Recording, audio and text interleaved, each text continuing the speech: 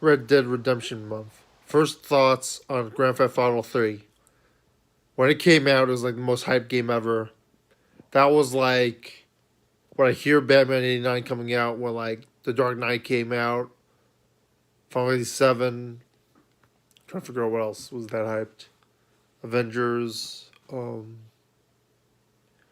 one of the most hyped games ever. The controversy added to the hype. I thought it was fun. I did the missions. It got a little bit too hard after a while.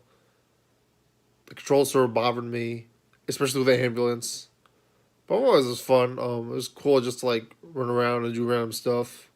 It's a cool sandbox. It's not as in depth as GTA 5 with the details. There's other stuff too I want to talk about. Love the vigilante missions. Love the cab missions. Crazy Taxi was more arcade-like. Had a lot better soundtrack. The soundtrack didn't. What do you think? Was the soundtrack in Crazy Taxi 1 and 2 better? Maybe 3? Or was Grand Theft Auto 3's soundtrack better? Which would you rather play when doing taxi missions? Would you rather play Crazy Taxi or would you rather play the taxi missions in Grand Theft Auto? I'd probably say Crazy Taxi, but everyone has a preference.